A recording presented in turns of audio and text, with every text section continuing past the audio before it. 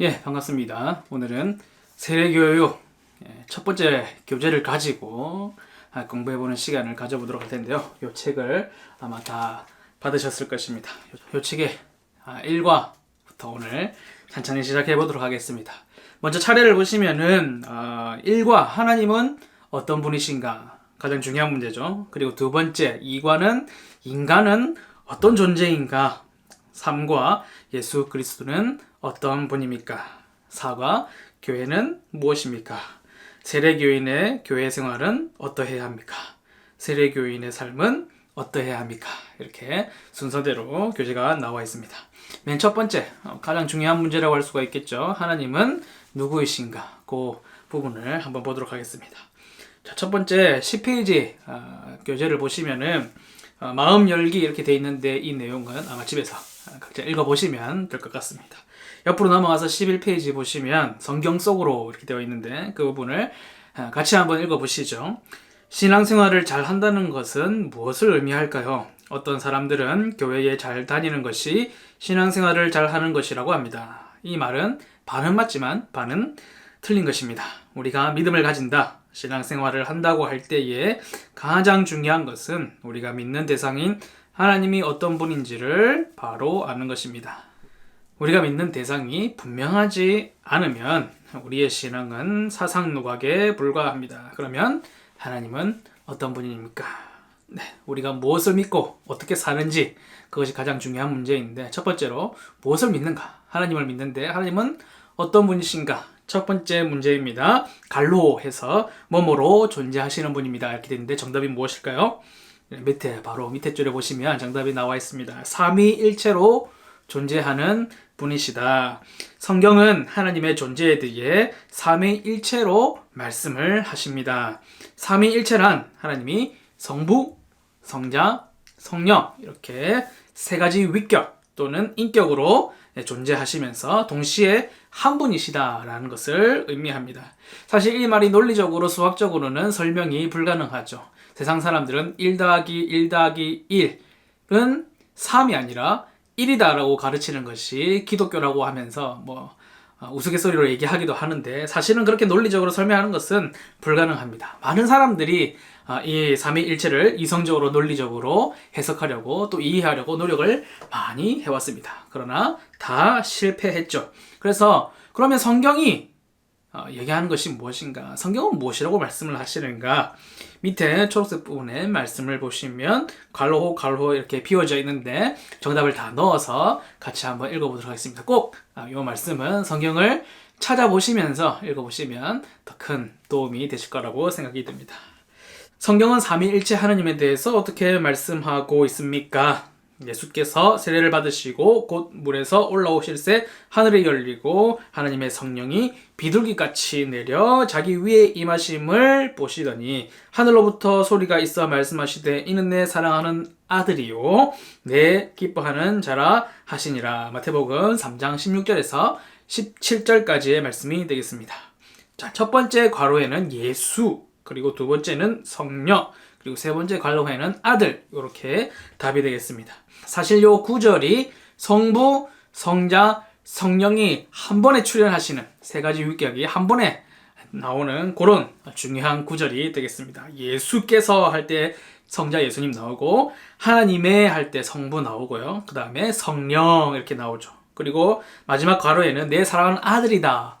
부르는 대상이 아들이니까 부르시는 주체는 누구일까요? 아버지, 성부, 하나님이 되겠습니다. 밑에 말씀도 보면 그러므로 너희는 이렇게 기도하라. 우리 주기도문 공부할 때 배웠죠. 하늘에 계신 우리 아버지여, 이렇게 기도합니다.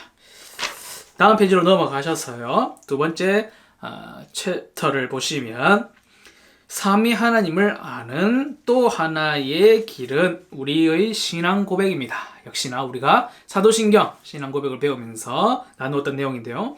우리가 고백한 이 사도신경의 구조 얘기는 말씀을 안 드렸는데, 첫 번째 부분, 두 번째 부분, 세 번째 부분으로 나누었을 때 첫 번째 항목은 성부 하나님과 그분의 일하심, 사역에 대해서 고백을 하고요. 두 번째는 성자 하나님과 또 그의 사역, 그분이 하시는 일에 대해서 고백하고, 세 번째 항목은 성령 하나님과 그분의 사역, 즉 교회, 구원, 종말 이런 것들을 고백하는 것. 사도신경에도 성부, 성자, 성령 하나님의 존재하심과 또 그분들의 사역에 대해서 고백을 하고 있는 것이죠. 그 밑에 챕터를 보시면 마지막 줄 부분점을 보시면 어거스틴의 다음 말에 귀를 기울일 필요가 있다. 나는 이해하기 위하여 믿는다. 믿으면 이해가 되고 또 이해하기 위하여 믿는다. 이런 말씀을 했었는데 이 어거스틴이라고 하는 분은 이제 300년대 중반부터 후반까지 사역을 하셨던 아주 기독교계의 유명한 철학자이자 사상가이셨고 교부이셨고 그런 분인데 이분이 이런 말씀을 하셨습니다. 그러니까 삼위일체 하나님에 대한 것은 논리나 수학으로 설명하는 것이 아니라 우리 이해의 영역을 벗어나 계시는 하나님의 영역이기 때문에 우리가 믿음으로 받고 또 고백하게 되는 것이죠. 사실 사람의 이해, 사람의 말로 설명할 수 있고 사람이 머리로 다 이해할 수 있다면 사실 저는 안 믿었을 것 같아요. 믿음의 영역이 아니라 이해의 영역이기 때문에 우리에게 믿음을 요구하시는 부분들이 있다라는 것입니다. 넘어가서 두 번째 13페이지 보시면 세계를 어떻게 하신 분이라고 할까요? 세계를 창조하신 분이시다 이렇게 보시면 되겠습니다. 밑에 이야기를 한번 같이 읽어보겠습니다. 우리는 창조주 하나님을 믿습니다. 오늘날 현대 과학 문명은 온 우주뿐만 아니라 인간조차도 그냥 우연히 생겨난 것으로 믿습니다. 현대인들은 인간이 원숭이에게서 진화했다는 진화론을 종교처럼 신봉하면서 그 오류에 대해서는 조금도 의심하지 않습니다. 사실 요즘에 의심하는 분들이 많이 있고 또 의심하는 학계의 기류들이 있는데요. 사실 이 인간을 우연히 진화가 되면서 만들어졌다라고 얘기하기에는 굉장히 좀 어려움이 있죠. 사실 단세포 아무것도 없는 데서 단세포가 만들어지고 또 단세포가 진화의 돌연변이까지 거쳐서 인간이 될 확률은 어디에 비교하면 될까요? 자, 저기 운동장에 갔습니다. 운동장에 가서 그냥 탁 이렇게 쳐다보고 있어요. 그런데 갑자기 저기서 팍 하고 지진이 나고 땅이 갈라지고 석유가 올라옵니다. 막 석유가 올라요. 그리고 그것이 어디에서 기계가 하늘에서 철판이 푹푹푹 떨어져요. 그런데 이상하게 막 맞아 들어가고 저기서 막 가재가 올라와 가지고 철을 싹싹싹싹 잘라서 나사를 만들고 톱니를 만들고 뭐 어떻게 막 하는 거예요. 그러다가 갑자기 저기 멀리 번개가 푹 쳐가지고 용접이 되고 그렇게 해서 좋은 차 한 대가 운동장에 딱 만들어졌다. 요 정도 확률. 사실은 이 확률보다 더 어려운 것이 그 아무것도 없는 데에서 인간이 만들어질 확률이라고 보시면 되겠습니다. 그러면 그 운동장에서 주차되어 있는 그 차를 보면서 야 이거는 정말 우연히 자연의 어떤 섭리 뭐 어쩌고저쩌고 진화와 뭐 이런 걸 거쳐서 자동차가 됐구나 라고 얘기하는 것이 논리적일까요? 아니면 누가 만들어 놨구나, 누가 가져다 놨구나, 누가 주차했구나 이렇게 생각하는 것이 훨씬 더 합리적이고 또 논리적인 그런 생각이라고 할 수가 있겠죠. 그러니까 오히려 창조론이 아니라 진화론을 믿는다는 것은 정말 믿음, 더 광적인 믿음이라고 할 수가 있겠습니다.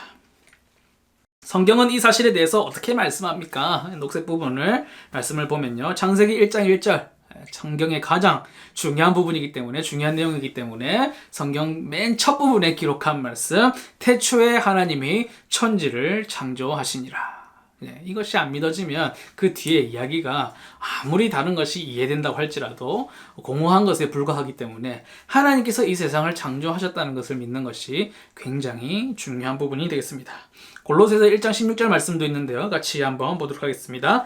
만물이 그에게서 창조되되 하늘과 땅에서 보이는 것들과 보이지 않는 것들과 혹은 왕권들이나 주권들이나 정사들이나 권세들이나 만물이 다 그로 말미암고 그를 위하여 창조되었고 이렇게 되어 있습니다. 그러니까 하나님께서 이 세계를 창조하셨다는 것을 믿는 게 우리에게 어떤 큰 의미가 있냐면 하나님께서 만드셨기 때문에 하나님이 주인이라는 것을 고백하는 것이 굉장히 중요한 우리에게 의미가 있는 것이죠. 이 세상 만물뿐만 아니라 그 가운데서 가장 귀하게 하나님의 형상대로 만드신 우리 인간들도 누구의 것이다? 바로 하나님의 것이다. 내 인생 나의 것이 아니라 하나님의 것이다 라는 것을 고백하는 것이 굉장히 중요하겠습니다. 세 번째 세계를 창조하신 분이시고, 세 번째는 무엇이냐? 세계를 주관하는 분이시다. 이렇게 되어 있습니다. 밑에 이야기를 읽어보시면 이신론에 대한, 이신론이라는 이단에 대한 내용이 나오는데요. 무엇이냐면 하나님께서 세상을 만드시고 아무 관심 없이 그냥 만들어 놨으니까 알아서 올라가라. 인간들 너희가 알아서 해라. 이렇게 내버려 두셨다라고 생각하는 것이죠. 그렇게 생각한다면 예수님께서 이 땅에 오실 필요도 없고 십자가를 지실 필요도 없고 우리의 죄의 문제, 고통의 문제 이런 것에 대해서 전혀 관심이 없으신 하나님이시다. 이렇게 되는 것이죠. 그러나 절대로 그렇지 않다. 우리는 무엇이냐? 하나하나 세밀하게 섭리하시고 이 우주를 운행해 가시는 하나님이시다라는 것을 고백을 합니다. 자, 밑에 말씀을 보면 우리 인생을 향한 하나님의 관심이 어느 정도나 되느냐? 마태복음 10장 30절의 말씀인데요. 너희에게는 무엇까지 다 세신 바 되셨다? 머리털까지 다 세신 바가 되셨다. 이렇게 말씀을 합니다. 우리 머리카락 하루에도 몇 개가 빠지고 몇 개가 더 나고 있는지 나 자신도 세지 못하고 알지 못하는데 하나님께서는 그 머리털까지 다 세신 바 될 정도로 우리에게 지대한 관심과 사랑을 가지고 계신다라는 것이죠. 자, 뒤로 넘어가서요. 14페이지의 내용도 읽어보시면 되겠고 15페이지에 세례시치용 문답 이런 질문에 대해서는 어떻게 대답할 것인가? 예제라고 할 수가 있겠는데요. 자, 1번 보시면 하나님이 삼위일체로 존재한다는 말은 무슨 뜻입니까? 성부, 성자, 성령 하나님으로 존재하시되 한 분 하나님으로 존재하시는 것이다. 삼위일체 이렇게 대답하시면 되겠습니다. 2번 삼위일체 교리를 우리는 어떻게 받아들일 수 있습니까? 간단하게 말하면 믿음으로 받는 것이죠. 그리고 길게 얘기하자면 여기 설명을 보시면 되겠습니다. 3번 하나님은 이 세상을 어떻게 창조하셨습니까? 말씀으로 창조하셨다. 이것이 우리의 신앙 고백입니다. 빛이 있으라 하니 빛이 있었고 바다가 나누어져라 하니까 바다가 생겼고 이렇게 말씀으로 창조를 하셨다는 것이죠. 그리고 다른 말로 표현하면 무에서 유를 창조했다 이렇게 고백을 합니다. 진화론자들을 보면 무슨 빅뱅 이론이다 해가지고 뭔가 뻥 터져가지고 우연히 우주가 만들어지고 뭐가 변화되고 뭐가 진화하고 이렇게 되는데 성경을 믿는 우리는 하나님께서 아무것도 없는 상태에서 오직 말씀으로 하나님께서 세상을 유로 무에서 유를 창조하셨다라는 것을 고백하고 믿습니다. 4번 하나님은 창세전에 무엇을 예정하셨습니까? 예정이라고 하면 딱 한 가지입니다. 바로 우리를 구원하시기를 예정하셨다. 창세 때부터 우리의 존재를 아시고 우리를 사랑하셨고 우리를 향한 예수 그리스도의 그 십자가 사역을 계획하고 계셨다라는 것입니다. 5번 하나님이 이 세상을 만드시기만 했을 뿐 역사하지는 않습니까? 아까 말씀드렸던 이신론에 대한 반박을 얘기하는 것인데요. 아니죠. 하나님께서는 세상을 창조하셨을 뿐만 아니라 우리와 함께 하시고 지대한 관심을 가지고 계시고 계속해서 신실하시게 아침을 열어주시고 밤에는 휴식을 주시고 인간의 인생들을 늘 살피고 인도하시고 긍휼과 사랑과 인도하심을 나타내시는 분이시다. 그렇게 되겠습니다. 6번 그렇다면 왜 이 땅에 고통이 그리고 악이 존재하는 것입니까? 라고 되어 있습니다. 사실 우리가 이해할 수 있는 영역은 아니고 어떻게 어렵게 설명해 보려고 해도 설명이 쉬운 부분은 아닙니다.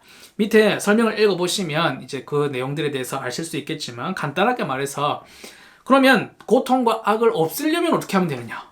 가장 쉬운 방법이 뭘까요? 가장 쉬운 방법. 우리를 로봇으로 만들어버리면 됩니다.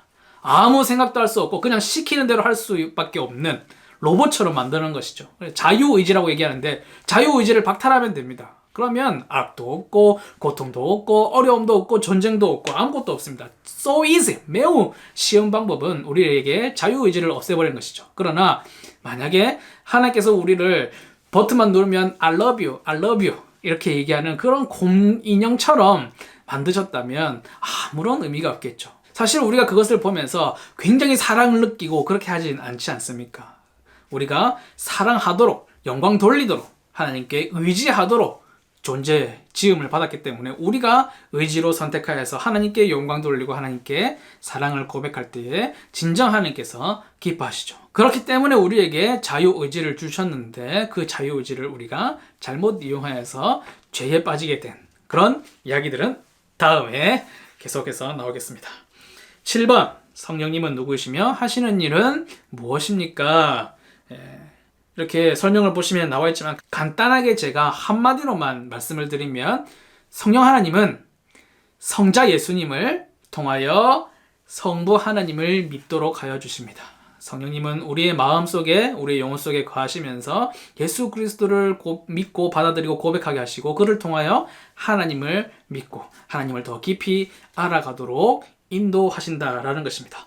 그러니까 어떻게 보면 성령 하나님의 사역 바로 이 시간에도 여러분과 제가 이렇게 하나님에 대하여 하나님은 어떤 분이신가에 대하여 공부하고 또 묵상해보는 그런 시간을 마련해 주신 것, 그것이 바로 또 성령 하나님의 또 하나의 인도하심이다, 그렇게 볼 수가 있겠습니다. 수고하셨습니다.